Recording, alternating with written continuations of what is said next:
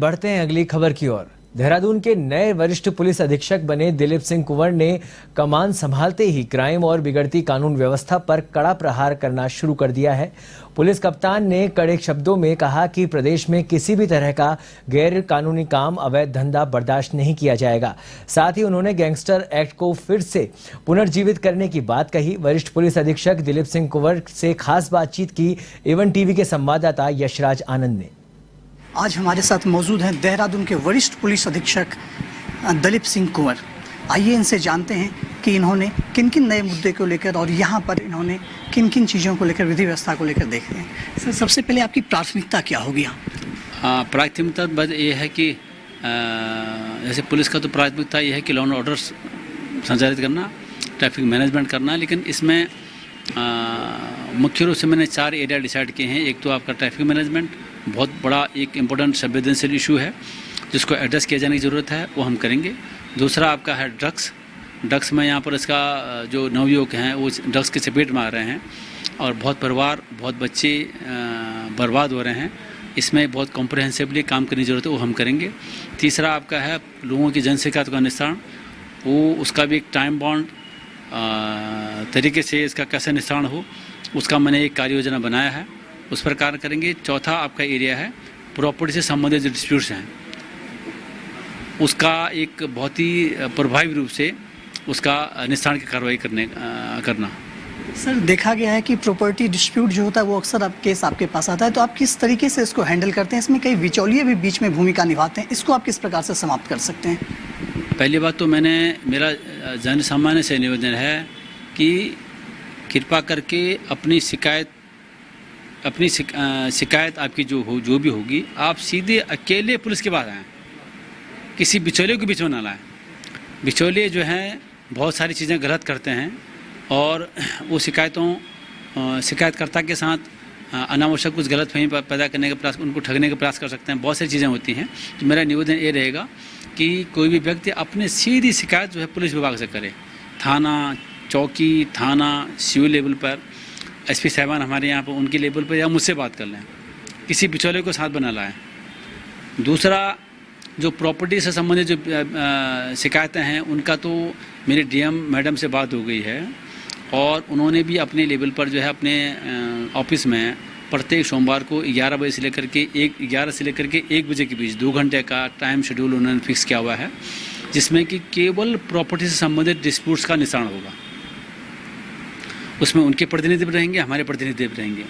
उसके अलावा तहसील लेवल पर जो है, जनपद में तहसील लेवल पर एक कमेटी बनाई जाएगी जो जिसमें कि सीओ साहबान रहेंगे, एसडीएम साहबान रहेंगे, तहसीलदार और हमारी थाना प्रभारी रहेंगे, पटवारी साहबान रहेंगे। और उसमें ये हुआ कि जो भी इस तरह के जो प्रॉपर्टी से संबंधित डिस्प्यूट्स हैं उसका जो भूले की पक्ष है उसका जो उसको एग्जामिन करके वो जो फैक्ट है उसके बारे में जानकारी देंगे, तदनुसार उसमें ताकि उसे फर्दर कार्रवाई हो। सर, मेरा अंतिम प्रश्न है कि नशा देहरादून में काफ़ी ज़्यादा बढ़ रहा है। पहले एक पिक्चर बना था उड़ता पंजाब, अब हो सकता है उड़ता उत्तराखंड नशे में ऐसा पिक्चर बन जाए, तो इसके लिए आप क्या करना चाह रहे हैं? देखो, नशा में ऐसा है कि नशे के लिए सबसे पहले तो परिवार के लेवल पर जागरूकता होनी जरूरी है। कहीं न कहीं परिवार के लेवल पर जागरूकता कम है, वहाँ जागरूकता की संवेदनशीलता न होने के कारण बच्चे बिगड़ रहे हैं। तो कुछ उसके अन्य कारक भी हैं, परिवार के लेवल पर जो है बच्चा क्यों बिगड़ रहा है, तो हम उसको चाहेंगे कि उनके पेरेंट्स को ज़्यादा संवेदनशील करके उनके परिवार के लेवल पर मॉनिटरिंग और बच्चों का जो है टोका टाकी, उनके एक्टिविटीज़ को बहुत क्लोजली वॉच करने की ज़रूरत है, उसको हम करने का प्रयास करेंगे। दूसरा है शैक्षणिक संस्थान के लेवल पर जहाँ बच्चा पढ़ रहा है, वहाँ के टीचर्स को जानकारी हो जाती है कि कौन लड़का एबनॉर्मल बिहेव कर रहा है क्लास में, तो वो ऐसे बच्चों को आइडेंटिफाई करके वो अपने लेवल पर काउंसलिंग करें। जहाँ पुलिस की ज़रूरत हो वो पुलिस को भी इन्वॉल्व करें या किसी एनजीओज़ को बुला करके इन्वॉल्व करें और उनको पेरेंट्स को बुला करके इन्वॉल्व करें। तो वो एक दूसरा लेवल है जहाँ पर शैक्षणिक संस्थान के लेवल पर। तीसरा पुलिस है ही है।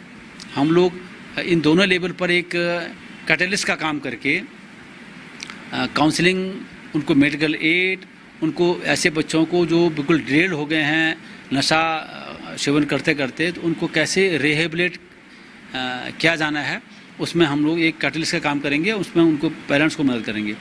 चौथा लेवल है आपका जो एनजीओज हैं, एनजीओज का भी हम काफ़ी एनजीओज हैं जो इस क्षेत्र में काम कर रहे हैं, उनको हम इस्तेमाल करेंगे, उनको हम भरपूर उनका सहयोग प्राप्त करेंगे।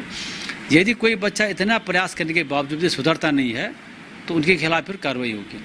इस प्रकार से हम चाहेंगे कि डिमांड ड्रग्स की कम हो, और इसके अलावा एक महत्वपूर्ण पक्ष है कि जो सप्लायर हैं, कौन कौन इसमें इन्वॉल्व है, उनको चिन्हित कर रहे हैं, उनके खिलाफ भी प्रभावी कार्रवाई हम लोग करेंगे। सर, आप एक गैंगस्टर के खिलाफ भी कार्रवाई करने को लेकर आप तत्पर हैं, जो इस उत्तराखंड में से पहले कभी नहीं हुआ। सर, इसमें आप क्या काम कर रहे हैं? जो भी आर्थिक अपराध में संलिप्त हैं बदमाश, आर्थिक अपराध कर रहे हैं, जिनके खिलाफ मामला पंजीकृत हो गया है, उनके विरुद्ध गैंगस्टर एक्ट के तहत जो है मामला पंजीकृत करके, गैंगस्टर एक्ट में एक 14(1) का प्रावधान है, जिसमें जो आपराधिक जो आर्थिक अपराध में संलिप्त अपराधी हैं, उनके प्रॉपर्टी जो जायदाद हैं, संपत्ति है, उसकी तहकीकात की जाती है, और उनकी इनकम क्या है, इनकम का स्रोत क्या है।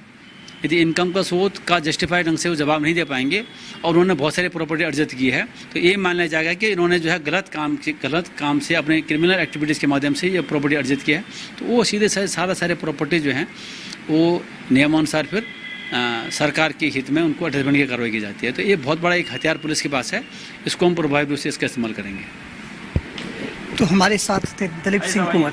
इन्होंने भलीभांति कहा कि गैंगस्टर एक्ट के तहत भी सभी अपराधियों के ऊपर कार्रवाई की जाएगी और साथ ही साथ उनके प्रॉपर्टी को भी जब्त कर लिया जाएगा। कैमरा पर्सन आज़ाद सिंह के साथ मैं यशराज आनंद, A1 TV, देहरादून।